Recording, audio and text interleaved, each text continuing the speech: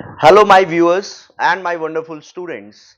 Guys, let us today discuss a question about strict liability. You must have heard about a very important concept under law of torts, that strict liability is a very important topic, and the questions have often been asked in different law entrance examinations regarding this, right?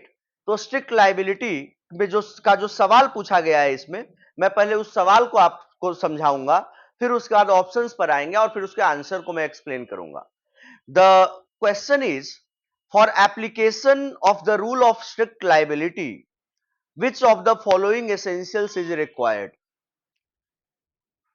My dear students, firstly let us try to understand the question कि strict liability के application के लिए, the rule of strict liability के application के लिए कौन कौन से एसेंशियल्स रिक्वायर्ड हैं, कौन कौन से इसके एसेंशियल एलिमेंट्स हैं जो कि जरूरी है in order to constitute the rule of strict liability. The options are before you.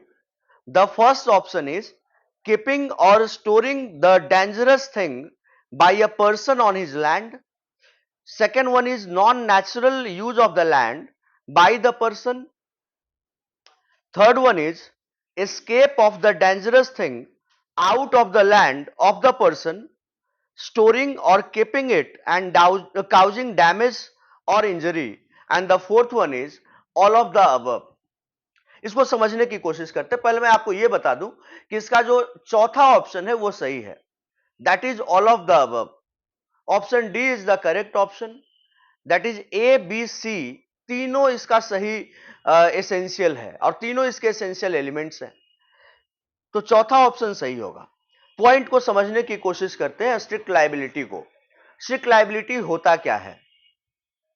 Strict liability का जो कॉन्सेप्ट है यह 1868 ईस्वी में, 1868 में राइलैंड्स वर्सेस फ्लेचर के केस में जस्टिस ब्लैकबर्न ने हाउस ऑफ लॉर्ड्स में दिया था. For the first time the concept of the rule of strict liability was propounded by the justice Blackburn in the year 1868 in the House of Lords. This is also called no fault liability. और इसके essential elements हैं, जो कि ये तीनों point है, मैं तीनों को एक्सप्लेन करता हूं. सबसे पहला पॉइंट है कि कोई भी आदमी अगर डेंजरस सब्सटेंस अपने प्रीमाइसेस में स्टोर कर रहा है, कोई भी डेंजरस सब्सटेंस अगर अपने प्रीमाइसेस में स्टोर कर रहा है, तो वो उसके ऑक्यूपेशन एंड कंट्रोल के विद इन रहना चाहिए. अगर उसके ऑक्यूपेशन एंड कंट्रोल से एस्केप कर जाएगा वो डेंजरस सब्सटेंस, तो स्ट्रिक्ट लाइबिलिटी कॉन्स्टिट्यूट कर जाएगा. और इसमें कंडीशन, एक एडिशनल पॉइंट यह है कि non natural use of land होना चाहिए.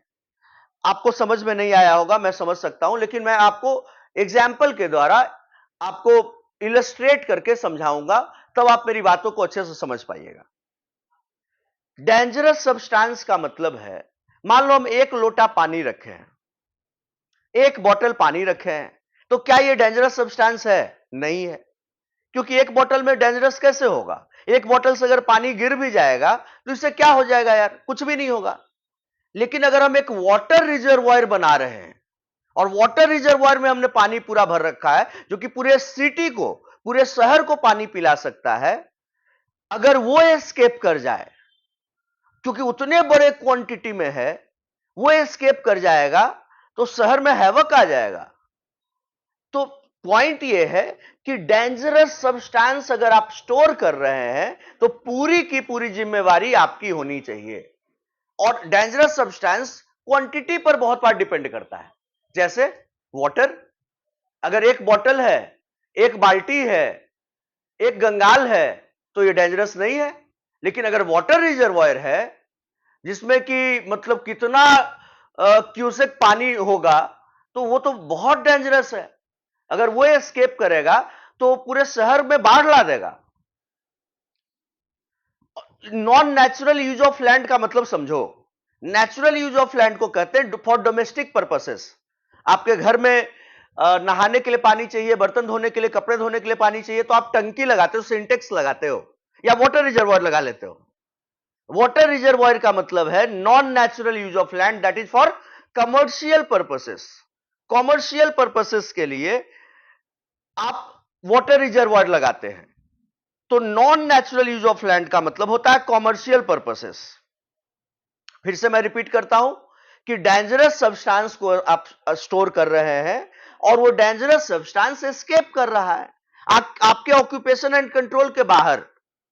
आपके कंट्रोल के बाहर मान लो कि मेरा 10 बीघा एरिया है, उसी में रह जाए, एस्केप करने के बाद भी उसी में रह जाए, तो ये स्ट्रिक्ट लायबिलिटी नहीं होगा, क्योंकि ये एस्केप मेरे ऑक्यूपेशन एंड कंट्रोल के बाहर नहीं हुआ, क्योंकि वो एरिया मेरा ही है।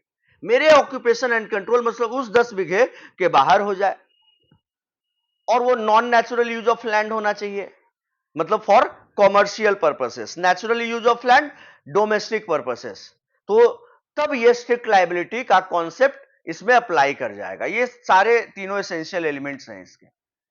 और ये जस्टिस ब्लैकबर्न ने हाउस ऑफ लॉर्ड्स में 1868 में दिया था इस कॉन्सेप्ट को, राइट। और स्ट्रिक्ट लायबिलिटी रायलेंस वर्सेस फ्लेचर के केस में पहली बार इस कॉन्सेप्ट को, इस नाम को पूरी दुनिया को बताया गया, पूरे दुनिया के लीगल सर्कल को एड्रेस किया गया, और तब से स्ट्रिक्ट लायबिलिटी फॉलो हुआ।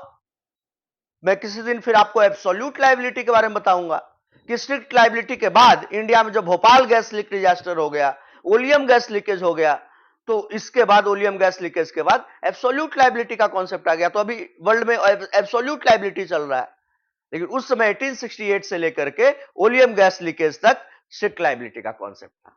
यह बड़ा ही इंपॉर्टेंट कॉन्सेप्ट है लॉ ऑफ टॉर्ट्स का। मुझे पूरा विश्वास है कि आपको समझ में आ गया होगा। इसी तरह के रेलेवेंट कंटेंट के लिए हमारे YouTube चैनल से जुड़े रहिए, और अगर आपने अभी तक हमारा YouTube चैनल सब्सक्राइब नहीं किया है, then do like it, share it and subscribe it, right. We will meet tomorrow से in the next video with some other relevant legal topic. Thank you everyone. Jai Hind, Jai Shri Ram.